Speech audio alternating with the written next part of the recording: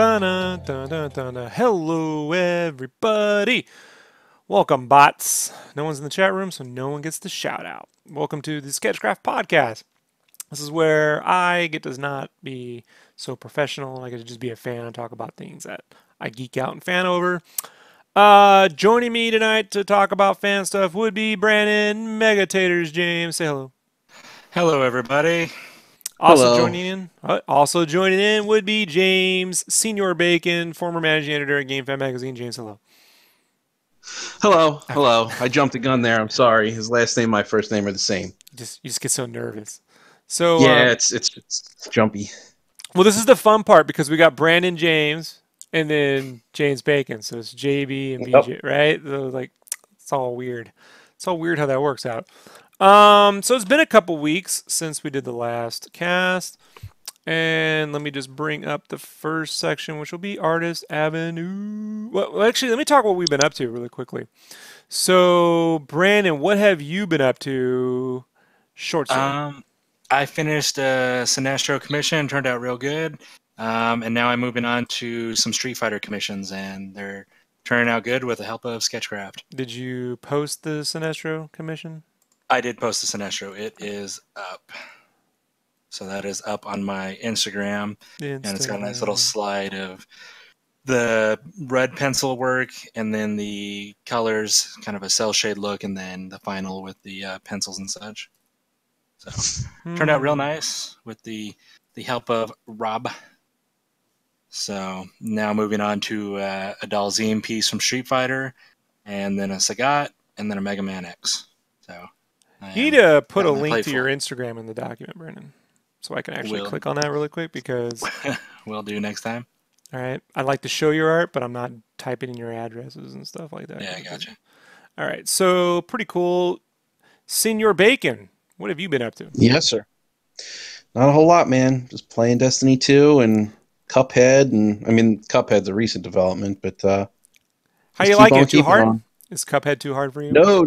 Oh, no. It's not too hard at all. I actually really rather enjoy it. I absolutely hate the modern trend of comparing difficult games to Dark Souls, but I'm going to do it right now. If there were a Dark Souls run and gun platform, it's not even a platform. It's like a Contra boss rush. That's what this game is, and the hand drawn graphics are incredible. The jazz music, the original jazz music, complete with vocals, is incredible. I just can't get enough of the game. It's too difficult?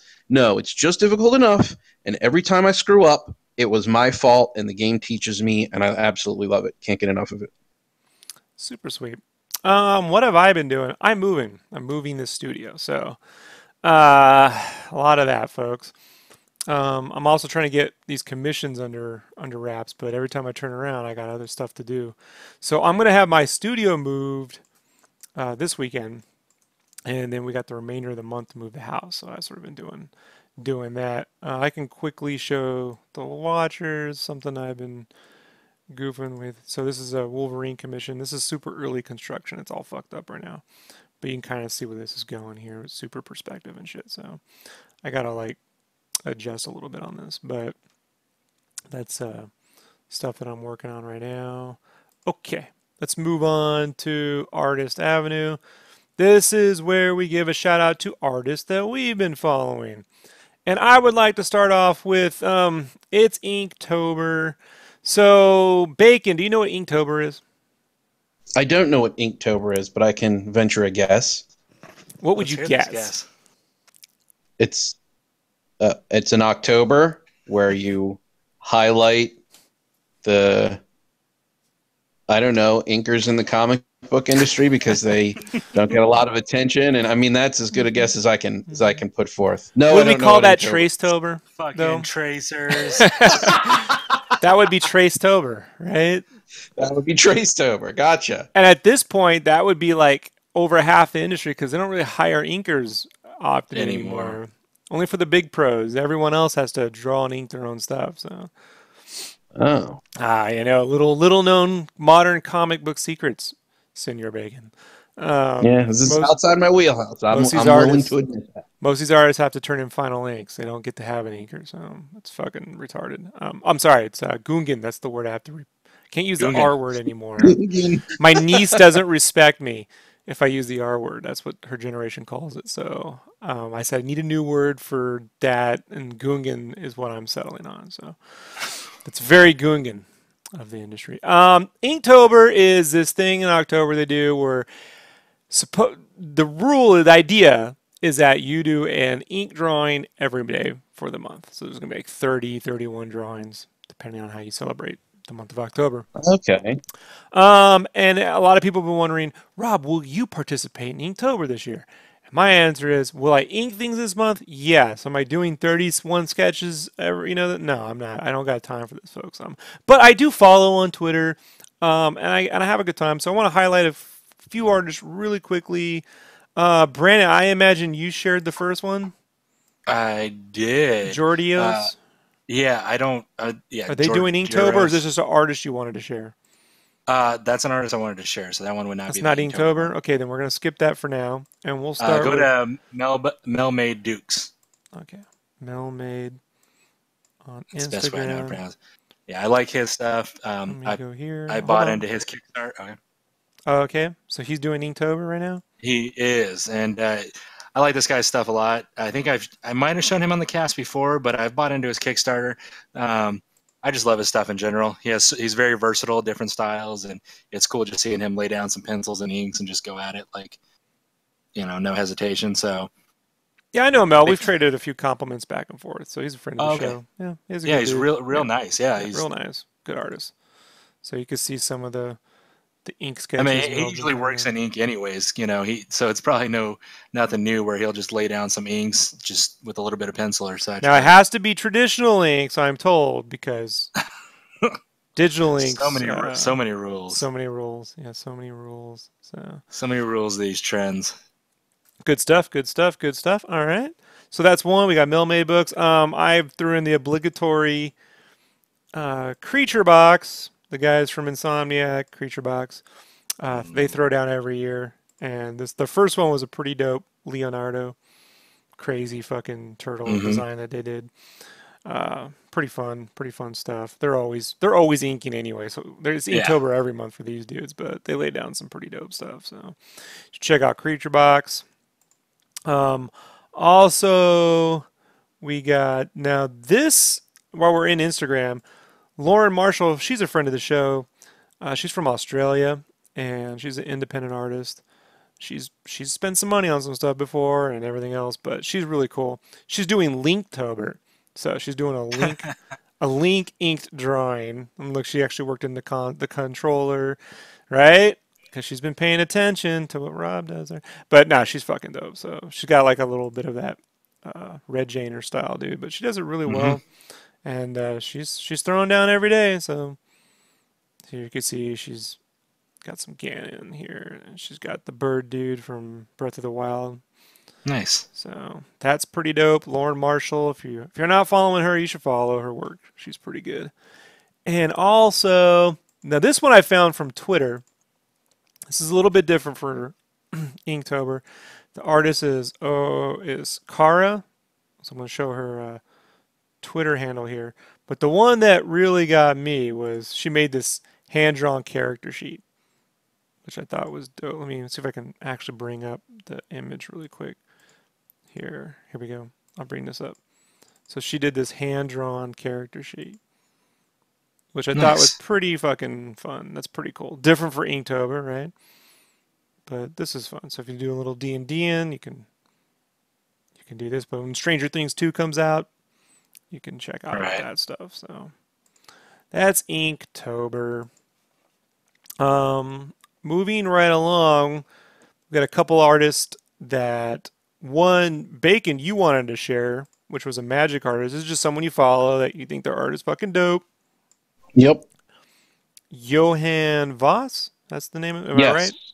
Yep. Johan Voss. He does a lot of different art, but most of the stuff of his that I really like and I own some prints are from Magic the Gathering, especially his Return to Ravnica stuff. I don't know how into Magic your audience gets, but I really liked Ravnica.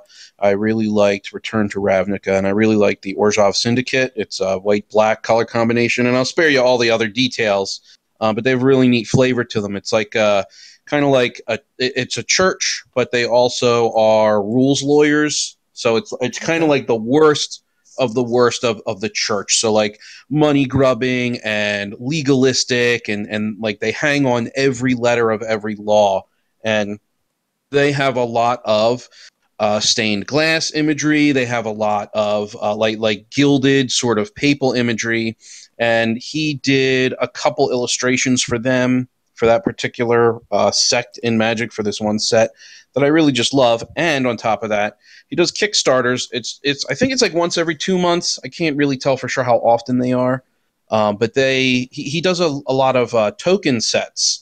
So it's usually random tokens. He'll send you like a 1/1 elf warrior or a 1/1 sapperling or an 0/1 sapperling, whatever he happens to have on hand. But they're always new. So whenever he has a new Kickstarter up, the tokens that he gives you is always new art, and he does it in his own style. It's really fantastic, and I love his art. So his color stuff is great. His black and white stuff is great. He's just generally a really good artist. Yeah, it's good stuff. It's good stuff. It's good stuff. From Germany, I see Johans. So pretty dope. Yeah, I shared his Kickstarter and his ArtStation page. So you go check them out. We'll have links in the info box below if you want to follow all these people. We will have their stuff there. Really quickly, I want to share something. So Brandon and Bacon. Taters and bacon. That's really weird how that worked out. So,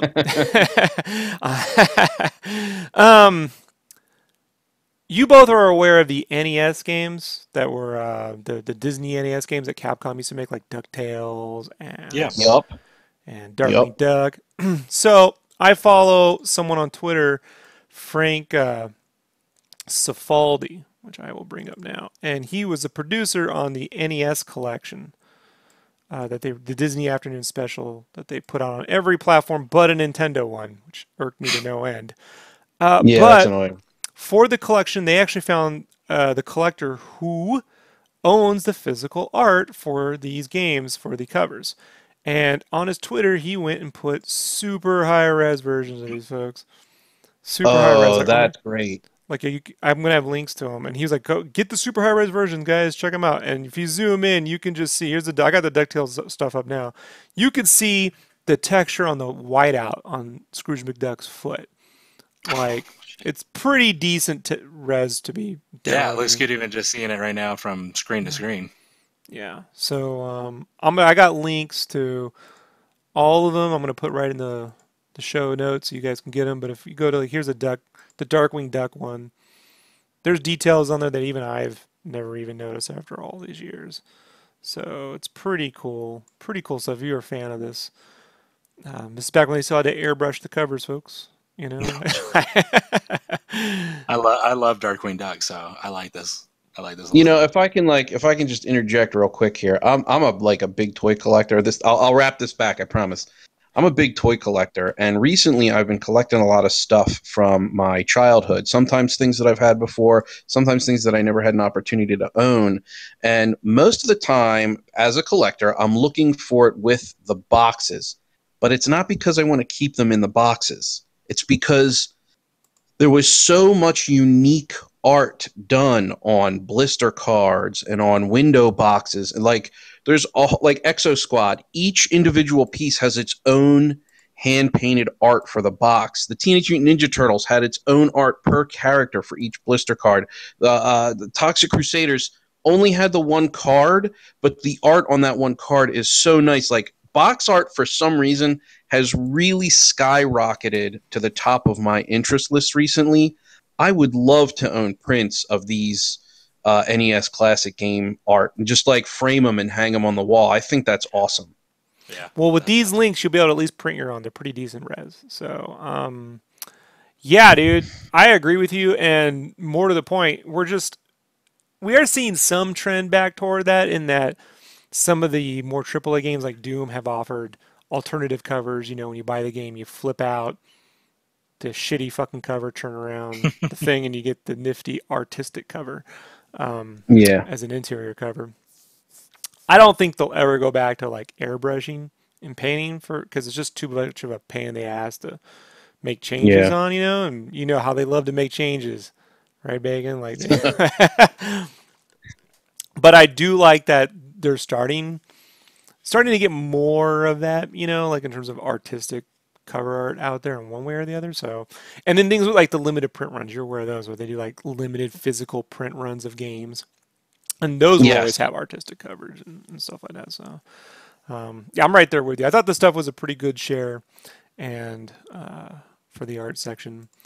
And then really quickly, folks, I just want to like share with you something. So, this is. Let me move this to internet. I was going to put this in the artist section, but I'm going to move this to internet news because this is just something that I picked up. So, the art book for the Justice League movie was announced, and they showed off the cover art, which I'm going to show here really quickly. And I gotta be honest, folks, I love me some concept art, and I like when they show how rough real concept art really is, which this is what real concept art looks like. However, for the cover, it just can't possibly be the best image to use. Right. Really isn't. It's not the best, and I just wasn't a fan of it, and just happened to be perusing around the internet and noticed Alex Ross did this piece a while back. I'm not certain when, but for the he made a little Justice League piece featuring Christopher Reeve, Michael Keaton, Linda Carter, and Wesley Shipp. So dope. And it's fucking dope. And I'm like, they have access to Alex Ross, and guys, I love my artistic, versions of characters, but when it comes to actors and stuff, Alex Ross is still probably the best we got next to Drew Struzan, and they really should just be having Alex Ross paint all the posters for this movie and all the production materials for this film. I just feel, like what an opportunity it could be right now to get mainstream audiences into artistically drawn, actors' likeness, featuring promotional artwork for the film, and it's just not happening. Instead we got this real shitty concept art that I just. And that, doing something like that would really show an undiluted commitment to the characters and their legacy, and I don't know if WB has that in them at the moment. I don't think any studio. I mean, I don't think any studio has it in them, just given the fact the last two posters for even the Star Wars films were photo bashed monstrosities. I love the last two Star Wars movies, but the posters, they're just photoshopped. And it's like they could have set the tone. If Drew Struzan doesn't want to do it, they can get someone that, they got those dudes that do just like his style, or even just get something from Mondo, or I don't know. They could get Alex Ross. I don't know. They could get anything. So it just kind of irked me a little bit, but I thought I'd share that and gripe a bit. Moving on to other internet news. Bacon, was there anything you wanted to bring up in news? Do you have anything you want to start off with or pick anything? Or do we want to pass it to Brandon? I mean, I'll pass it over to Brandon. Most of the internet news that I've been up on recently is of the really sad, really angering, really kind of terrible variety, and I don't want to poison the. It's all fan base. We don't talk about. Feed me the yeah. I'm not trying to. I'll pass on that. Brandon, you want to pick a topic? I sure do. Wolverine is back from the dead. I repeat, Wolverine, who died in the comics, is now back from the dead. Yes, in the comic book world, not movies. This is comic book world. They killed him off about 3 years ago, where he was covered in adamantium, went to a rooftop, kneeled down in front of the sun. It hardened. He died. Okay, didn't have his healing factor. Apparently, he's dead. Now he's back killing, and he has an Infinity Stone he got from a frost giant. So, ooh, spoilers! Spoilers, yeah. But we spoiled it. Yeah, whatever. I mean, Wolverine's back. He's back. It's been 3 years. It's back. Apparently it's not a clone. It's not a whatever scroll, any of that stuff. With their whole new launch of everything, like they always do with their reboots and launches and everything, you got to bring back the one that makes the most money. Yeah, the girl Wolverine, Laura, is great. She's awesome. But Wolverine, Spider-Man, things like that, those are your breadwinners, You're not going to have a... Out of pure curiosity, yes. This is up for grabs for either one of you. Does a guy who already has a healing factor and an unbreakable skeleton also need an Infinity Stone? Like, like I don't know. Is this not like a game? Like, you know, when you guys, I used to play the Star Wars role playing game, the West End one back in the 80s and 90s, and there'd always have one guy show up with the character who, like, lights, like in that game set, Darth Vader had like 16D lightsaber because it was you used 60 dice. I mean, it was like he had like 16 or 8. It was probably 18D lightsaber combat. It was like 3 full dice for Vader when you roll against him. And you'd always have one asshole showing up who had a character who had like 36D lightsaber combat, and you're like, you are not 36D. He's like, I've been building this character for years. I'm like, no, you just write any fucking number down while you're at it. Like, like, is that not the very definition of overpowered? You know, like an Infinity's for real. You think you guys are going to look back 20 years from now and think, man, I really love that storyline where Wolverine got also an Infinity Stone and was just super powered up and shit? Like, I don't really. From modern Marvel? Heck, no, that's not. I don't care who they're bringing back. They could bring back the Hulk to fight this new. You know, they could bring back Hulk with an Infinity Stone to fight Wolverine with an Infinity Stone and make it the biggest knockdown, drag out fight. And I'm not going to look back on it fondly. I think current Marvel is just such a mess. There are some good books, don't get me wrong. I really, and this is, you know, I don't lose anything by saying I like a comic book. It's just a comic book, but you don't gain much either. I really like, yeah, well, that's true. But I really like Gwenpool for some reason. I think that it is one of the most fun, intelligently written, at least up through issue 8. I haven't gotten farther than that yet, but I absolutely love this new story. It's just is neat. It's almost like and I don't really know anything about the author, but it's almost like the author is sort of writing about herself and the different asides and the speech bubbles and the breaking the fourth wall is just absolutely fantastic. Love Gwenpool. Other than that, I can't see myself reflecting on this particular era in Marvel and liking much of anything. So, Brandon, I'm taking this as part of the Marvel reboot, the Marvel Legacy thing, where they're trying to bring it more into comic bookish stuff now. Yeah. And we started off by giving him an Infinity Stone. Yeah. That's back to the roots of the character. You remember back in the 70s when Wolverine would show up and have an Infinity Stone and rule all the X-Men? Remember that? Well, what's the difference? What's the difference between this and what was the other one called? I think Generations. Right? Isn't there another event going on? It's Brandon, explain it to me. I would love to know what else is this like. Well, the last thing I think there was the battle or arenas or whatever it was, where you had all these different, like, the realities all became like sectors of one large community. So I remember trying to read it where Wolverine hopped over into the Age of Apocalypse world, and then he was in the Old Man Logan was in the zombie world, and then they were just hopping fences and shit. And Reed Richards, I think, was the main Lord or Dr. Doom. I don't know. I just hated it. It was like Battlegrounds or Battleborn or something like that. And I just remember they did all these covers that had crazy versions of all the characters, like mixed matched characters. And at the time, I was still doing T-shirts, Marvel shirts, and we put them all in shirts for Hot Topic, and nothing sold because it was just like no one. The average person walking out in the world remembers X-Men, but they don't know X-Men mixed with gorillas, you know, intersected with fucking random kaiju drawings like that. Just, and then everyone's got a Thor hammer, you know, there's like infinite Thor possibility, and everyone's wearing a Doctor Doom outfit. So, yeah, interesting. Brandon, are you going to be buying any of these Marvel Legacy books? Is that something? Not at all. No? Nope. Oh, nope. Interesting. Eventually, if maybe someone like my buddy Heath recommends something, I might pick it up in Vegas next year, or like on a trade. You know, one of them hardcovers that are like at the end of the day when they're like, yeah, it's normally $20, but you get it out for 10. Then maybe I'll pick it up, which I've done you've seen me at the end of the show last time. I picked up maybe 2 or 3 that were in trade, like Batman Death of the Family and was Captain America Z World or something, which is pretty good, but that had been out for like a year or 2 or however long. So I won't buy that. I won't go out and buy single issues anymore. But if it's a hardcover and maybe there's some sketches in the back and some background stories, stuff like that, maybe I'll pick it up. Bacon, are you gonna get down on any of this Marvel Legacy stuff, or are you just gonna wait it out? No, I'm waiting it out. I haven't read a Marvel book in a very long time. Other than Gwenpool. Well, yeah, other than Gwenpool. And I will admit that I have begun reading The Edge of the Venomverse because I liked the Spider-Verse. But that's all I'm reading right now from Marvel. None of the legacy stuff. Alrighty, well, let's move right along. So, who here remembers the comic book Spawn? That was the Spider-Man with the red cape, right?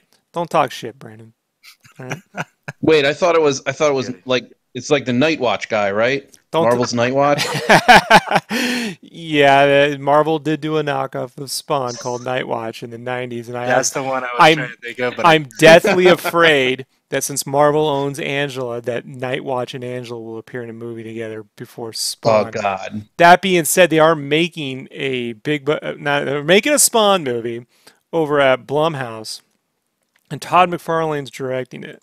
But it's not. He's directing. He's directing. He wrote the script and he's directing. Blumhouse, known for doing small budget driven films. They just did like Get Out with Jordan Peele and The Visit with and Split with M. Night Shyamalan. Their Jason Blum over at Blumhouse is producing the film, so they got a budget of I think about $10 million. They're going to do this film for. They want to do a low budget, R-rated film in which I know Twitch plays the main character, and Spawn will probably be in it in some form, but not in the way that we know him from the comic, because that's what we're all looking for. But we'll wait and see on that one. There is a quote that Blumhouse gave regarding McFarlane directing. He says, "I think he's going to do a great job. Being a director encompasses a lot of different skills, but one of the most important skills is that you have to be a great manager. You're kind of a general of this army that you have to lead into battle every day, and he does that in his life every day, running McFarlane Enterprises. So I think that translates to directing in a lot of ways. We've had a great back and forth around developing the script. I wouldn't have done it if I didn't think he could do a great job. But we'll see. I have a good feeling about it." I don't know if that's the most reassuring. Is he qualified to direct a Spawn movie? He's got to be more qualified to direct a Spawn movie than the last guy who directed a Spawn movie, which, if I remember right, was this guy who'd never directed a movie before as well. He was one of those guys from Band from the Ranch, which was this group of visual effects guys that quit Lucasfilm and for Industrial Light and Magic, and then went and formed their own special effects house. And the first thing they did was the Spawn movie, and we saw that turn out. I'm a big Spawn guy. I brought a couple of casts ago. I showed you guys my Spawn book.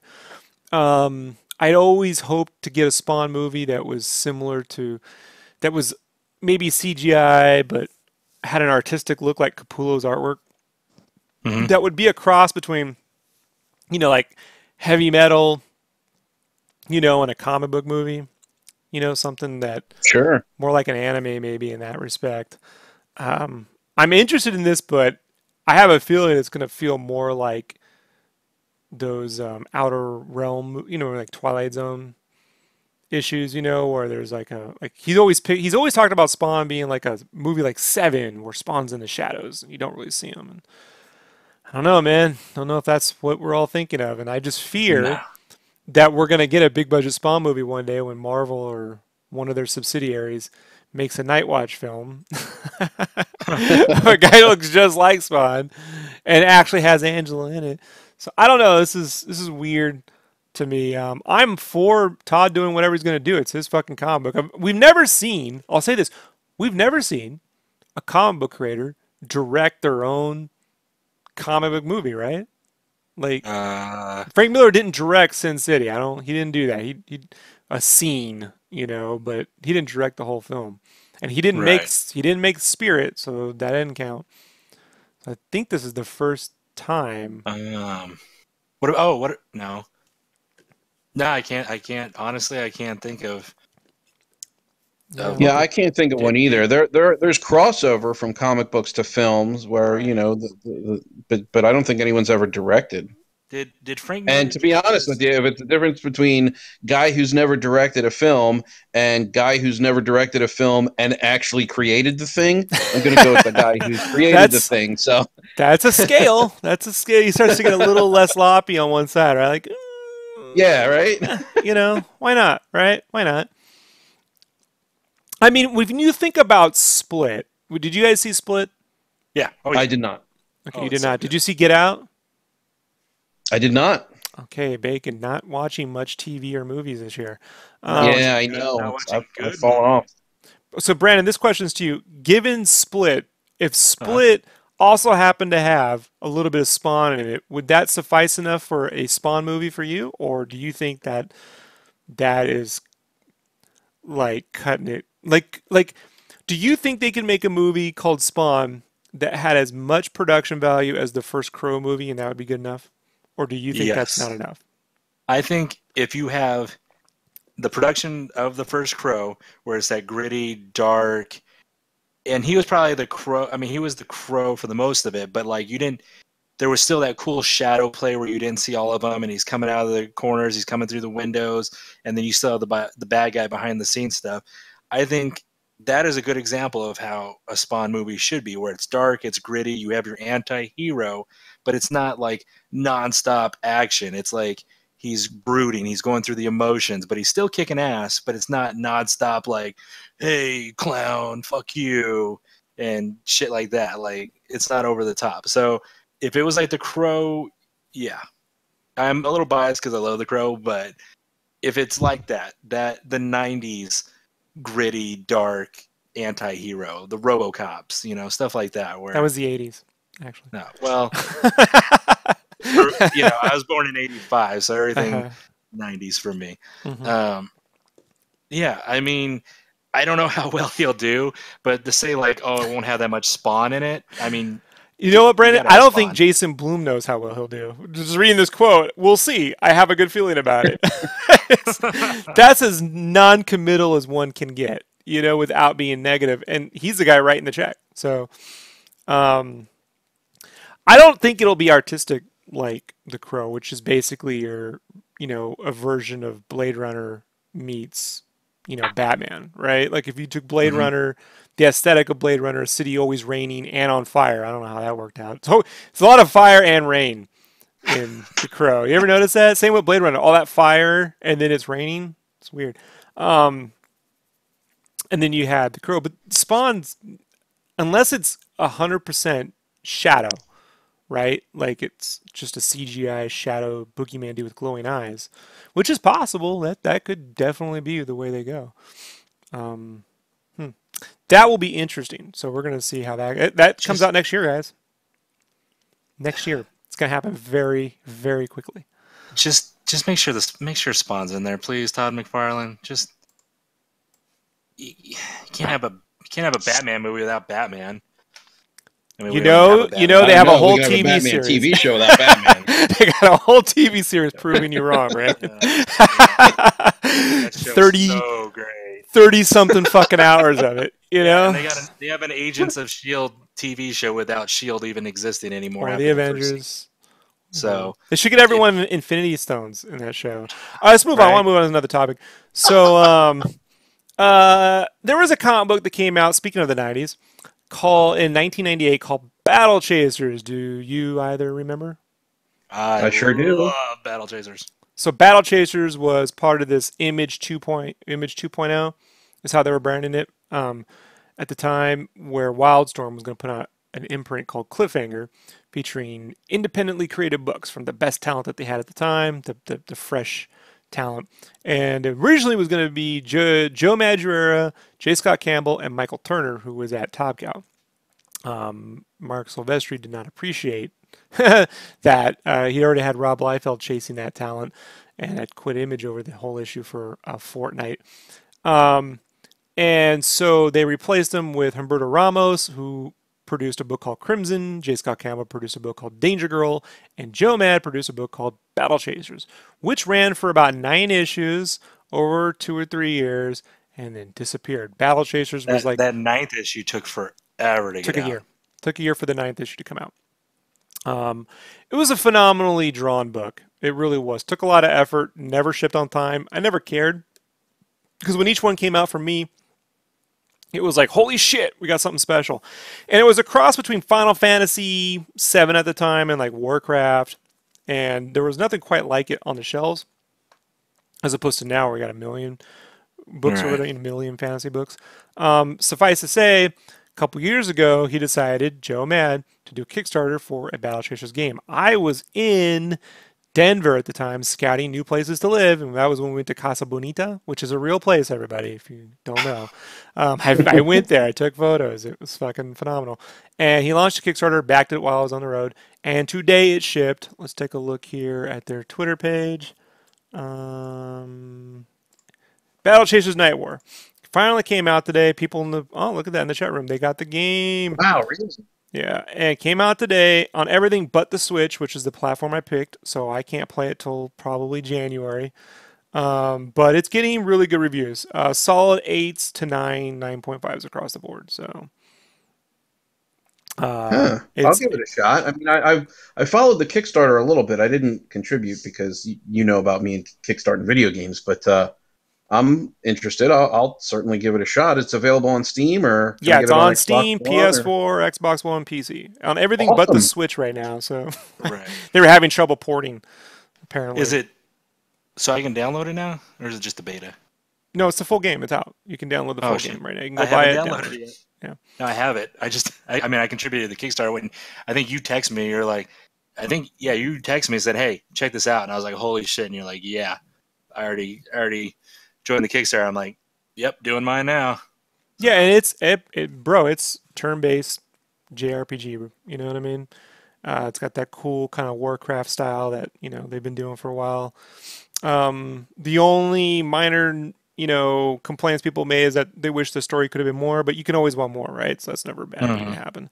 I do want to mention, given that it came out, Joe Mad had said that he was going to complete Battle Chasers or do wrap up that main storyline, and so he also made a note that said Battle Chaser Comics working out the details now, but targeting the spring 2018 release. The new 3-issue arc focuses heavily on Garrison. More details soon. Right. So he will be wrapping up that storyline, which I guess sort of ties into the new game. And there's a new character, if you haven't been following it.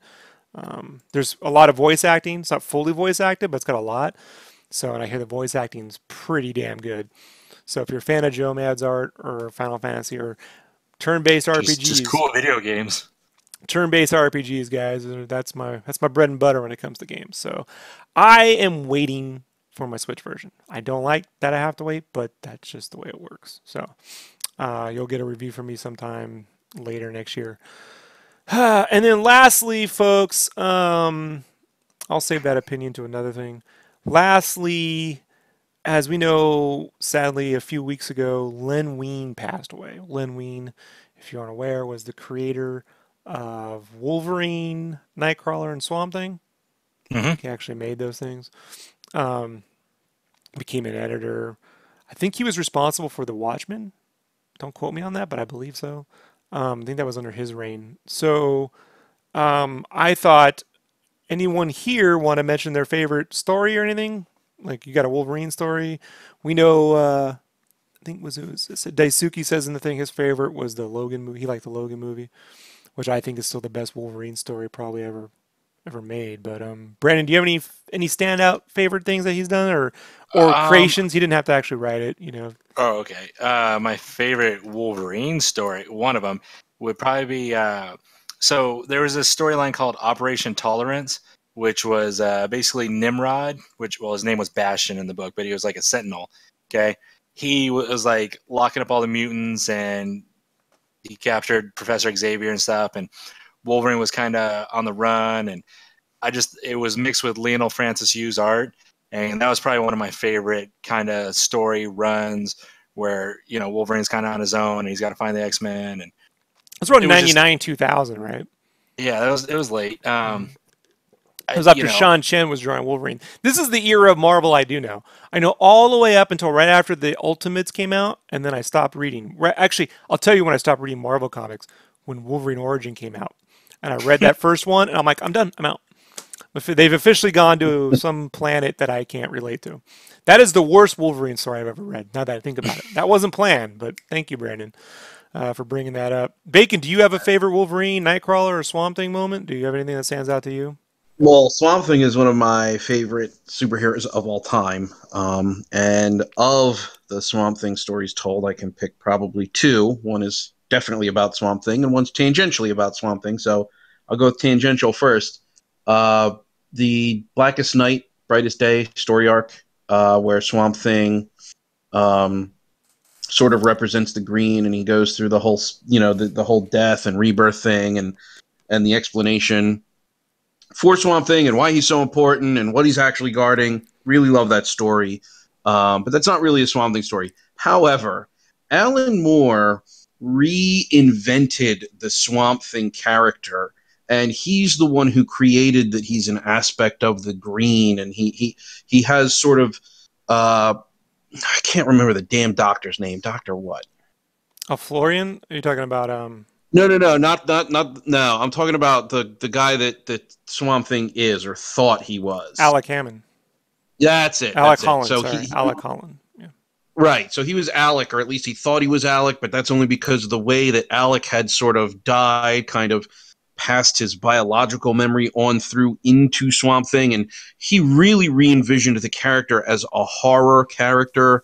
And okay, so let's start. Lord. Let's start right there. So when Len Wiseman and Bernie Wrightson started the Swamp Thing comic, it was basically classic superhero stuff where a guy gets turned into something. In this case, he got turned into a swamp thing, and he was trying to become human again, much in the same way like the Hulk. When I'm trying to cure my Hulkness and only be human, kind of storyline, and it ran for a number of years, and then got relaunched in the late. That was in the early '70s, and the late '70s got relaunched, and the sales were really dipping.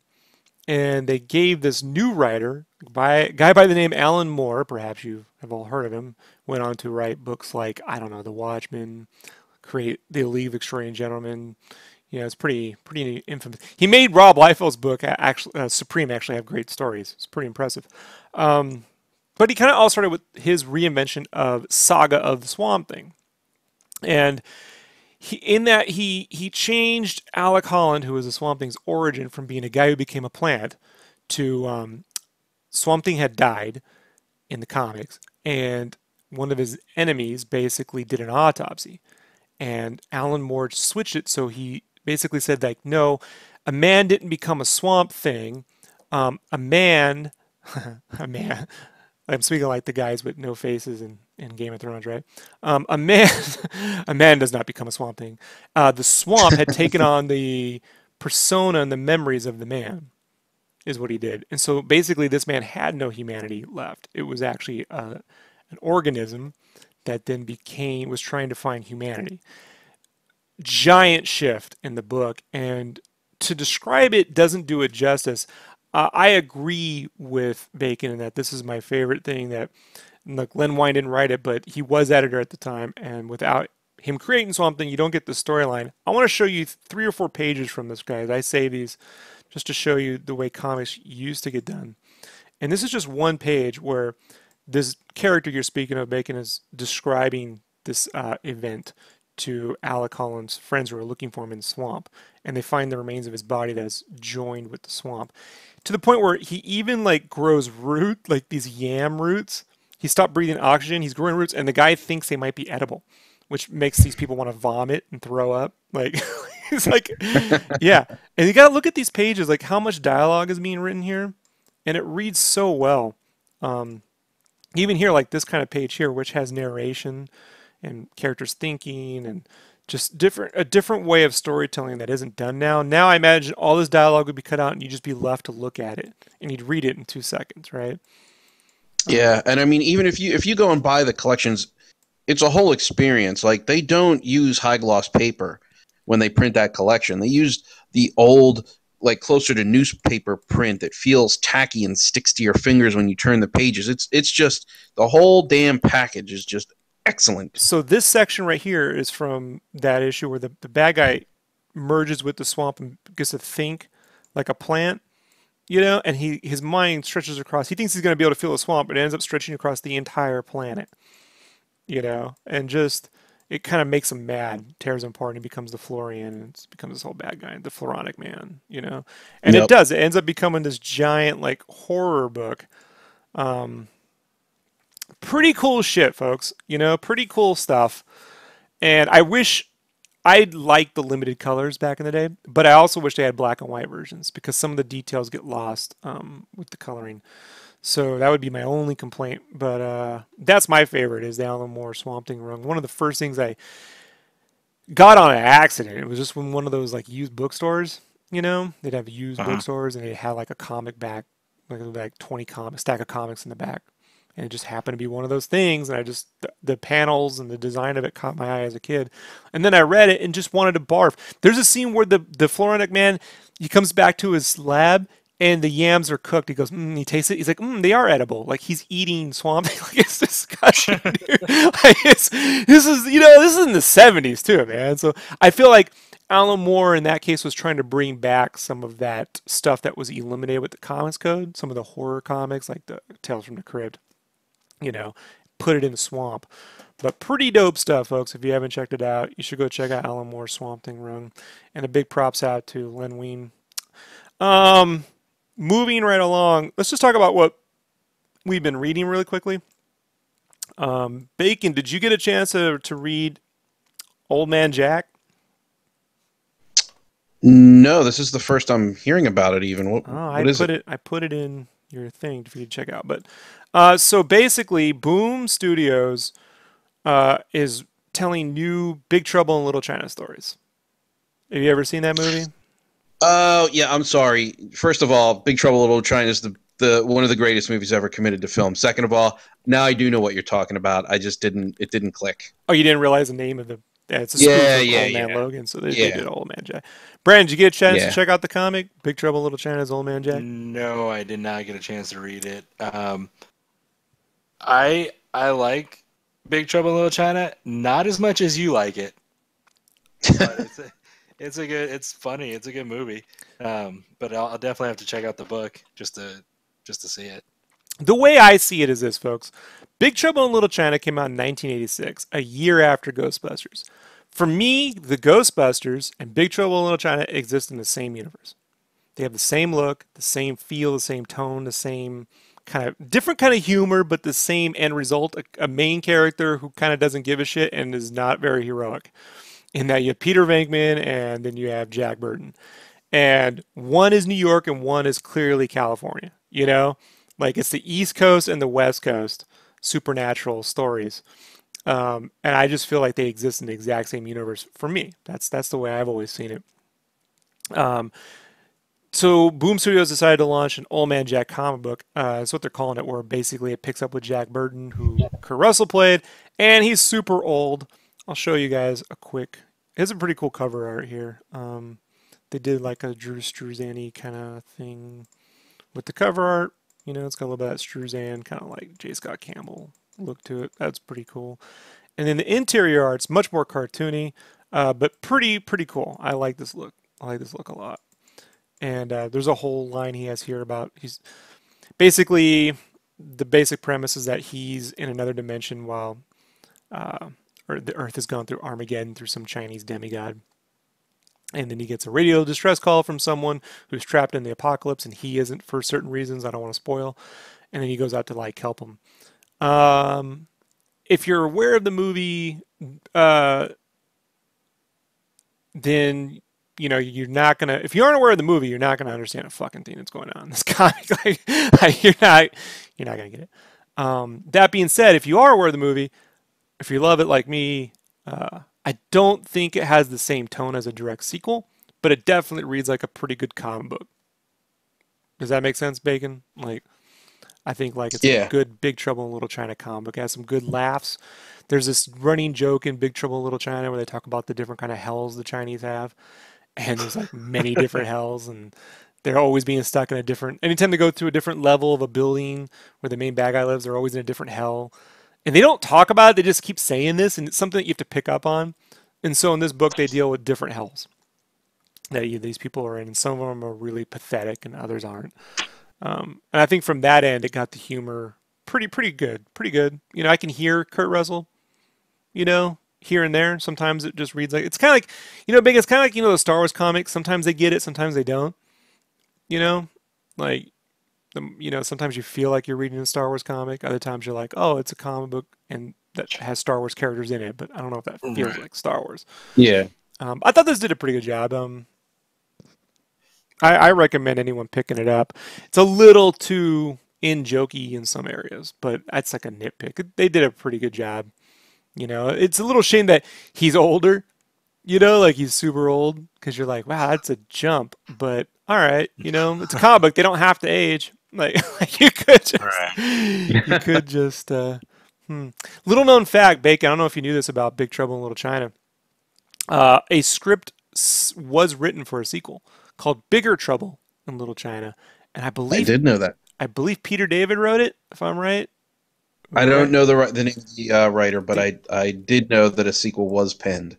Legendary Marvel writer Peter David. Any thoughts on the comic? Anybody? Bacon, you want to jump in or? Well, I haven't yet read it, but I will read it based on your recommendation, though I don't trust Anthony Birch as far as I can throw him. He can pull a good dialogue out. So I'm going to give it a read, and I will be caught up by the next time we talk. We'll get your 2 cents on that one next time. Yeah, for sure. It's fun, but it reads more like, imagine in the 90s they had this thing called Liquid Television, which was this sort of like it was this anthology animated series on MTV. That's where Beavis and Butthead first appeared, the Max cartoons. That's where Aeon Flux came from. Yeah, sure. Aeon Flux. If they had put Big Trouble in Little China on Liquid Television, this I think would be the result. So it's not a knock. It's fun. It's definitely fun, But there is a tone to Big Trouble in Little China that this doesn't meet. But I don't know, that's not a negative at all. So it's just different. Alrighty, is there anything else here? Let me see. Let's go to Toy Box. Brandon, you want to mention one of these toys? You want to talk about the Batman statue? I put that in there. Let me open this up. You can't. Hold on. Let me open this right here. 1 second. Sometimes these things close on me because I was looking up the. Peter David did write that, by the way. Actually, we'll start with this. So, Bacon, you've been playing a game called Cuphead, right? Yup. Yes, I have. Are you aware of the toy company Funko Pop or Funko? Why, whatever are they? Yes. Yeah, I know Funko Pop. I know they do vinyls. I know they're doing Cuphead vinyls. And god damn it, the Devil is going to be a New York Comic-Con exclusive, and I don't live anywhere near New York. That means I'm going to have to find someone who's going so that I can get me a Devil vinyl because I need it. I need the whole collection. Yeah, I'm not a fan of Funko Pop. Brandon, you waste a lot of your money on those things. Thank you. Not recently since I'm broke, but yes, in the past I bought more for my wife than me. I prefer maybe. Well, no, I have some Funkos. Yeah, I got some. Well, they're making Cuphead ones, and these actually don't follow the typical Funko like mold. They look really good, actually. I have to admit, this could be the future of Funko if they would just start making things other than that generic beady-eyed little fucking things they make. These look really good. The box art is amazing. Has a yellow, black, retro look from the game. And yeah, the Devil one looks pretty good. As is. I'm looking at it right now.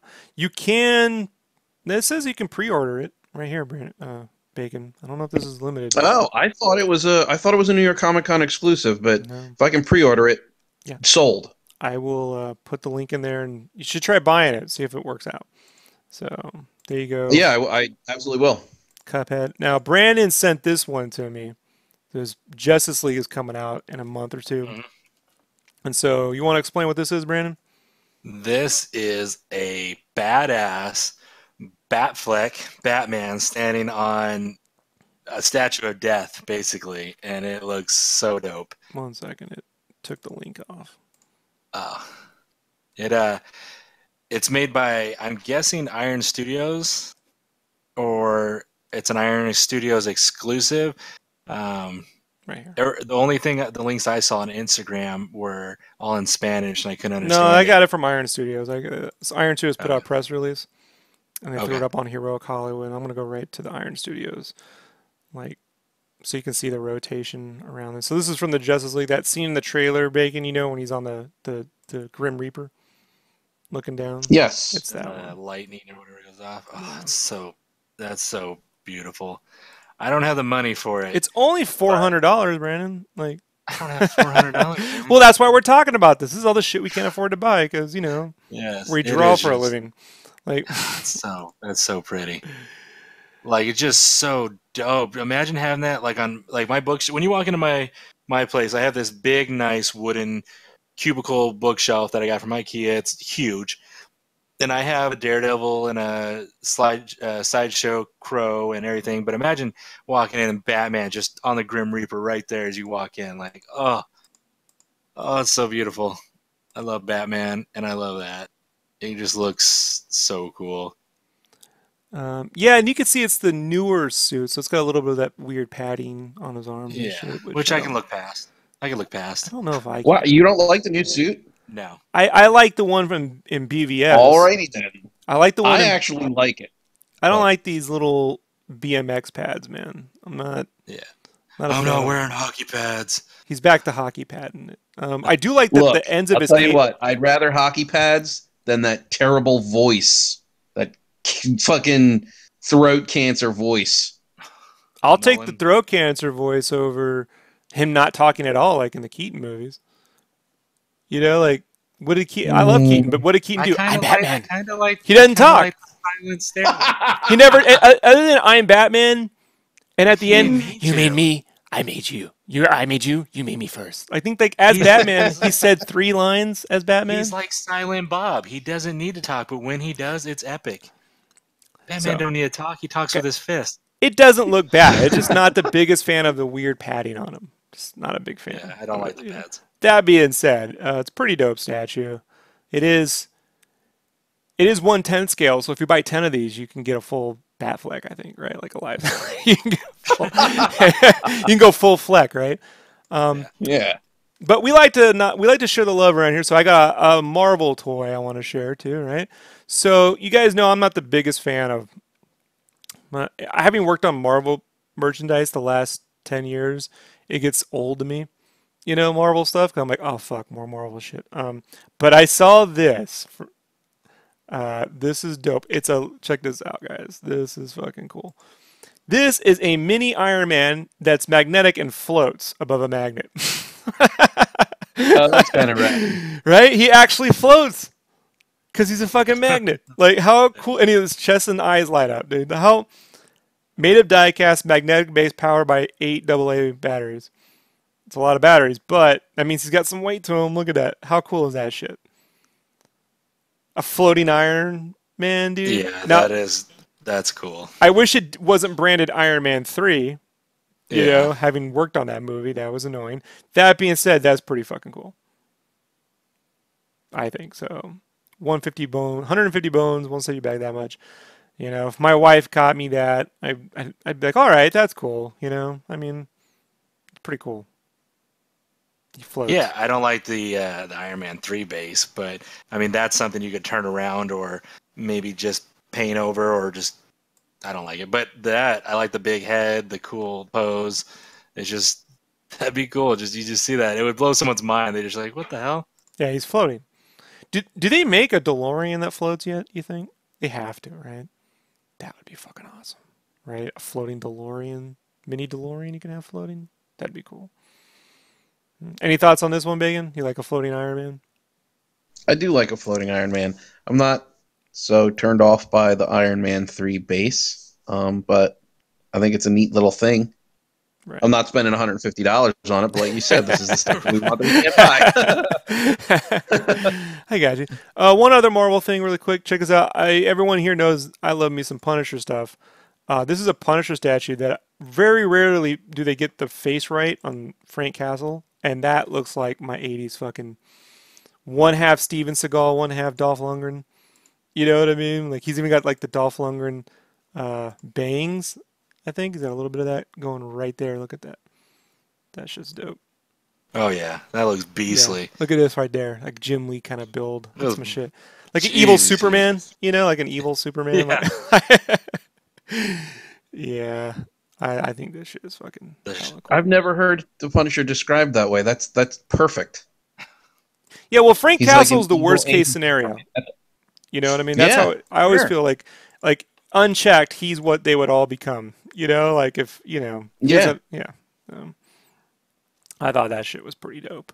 And not to be speaking of vigilantes, I'm going to wrap this up with one other thing that now this is $300 now. The thing I'm going to show you here now is reasonably priced. I don't make any money from big bag stores. This is just where I hang out. Dude, check this shit out. Nika made a Casey Jones movie replica mask. How fucking dope is that? If you like the first Turtles movie from the 90s, and you like Elias Coates, whatever his pronounced last name, his version of Casey Jones, it's the Casey Jones mask. And it looks exactly like it. I mean, right down. I was very specific, that mask. Yeah, that's cool. That's spot on. That's hand painted, they say. So it's, people in it should say Asian painted, unfortunately, but definitely have full scale replica. By the way, it will fit on your face. I'm probably gonna get one. Just warn me so like I don't wake up in the hotel room in Vegas and you're wearing that and just standing over me. I'm just like, I'll shit the bed. Like. Your instructor's Casey Jones, Brandon. I stand right above you with the hockey stick. Oh man. So that's all of the expensive shit out there you can buy if you want to waste some money. Is there anything else I forgot? Anything else? Bacon, you want to add? You want to throw something in? Anything at all? Anything at all? You gonna go see Blade Runner? You gonna head out? Yes, I am gonna go see Blade Runner. So the next time we do a cast, we can get your thoughts on Blade Runner. Yeah, I still need to see it. Candace wants to go see it, so I'll probably take her to see it, and then I'm going to go see Blade Runner. The review, I was extremely skeptical. The reviews are coming back really great, so now I'm kind of excited to see it. So I will go and see that. Sweet. Brandon, is there anything else I forgot? Anything you want to add? I am perfectly great. I'm out of coffee, folks. You know what that means. I am taterific. The cup is empty. All right, if you know what I'm talking about. Okay, everybody, that's it. We're going to wrap it up. Bacon, where can people bug you on the internet? They can't, and that's the way I like it. Perfect. Taters, where can people bug you on the internet? The best place to find me, which I love to use, is Instagram, and that's Lead Heavy, Lead Heavy. And with that being said, folks, if you have any comments, questions, leave them below. If I read them, which if I only reply with one word, I don't like what you had to say. So that's how it works. Otherwise, I give it a thumbs up. So. Quick shout out to everybody in the room, Jamal, Part 2, Dasuki, and just a lot of love to all our Vegas listeners. We got a lot of fans in Vegas, so just hopefully for the most part everybody's safe and such, and we got a lot of love for people in Vegas. They always treat us good when we go out there, all the fans. It's the one convention I do every year, Vegas. The one convention. The people really show the love there, and hope everything gets better. So, yep. Well said. Great way to end on a downer, Brandon. Appreciate it. Remember when I said you can mention anything? Remember that part when I was like anything at all? That would be the time to do it. So I don't have to end on. Yes. That. Gotcha. You ever see the Casey Kasem rant, Brandon? Nope. And on a go right into a thing with the downer? No? Yes. Should look that one up.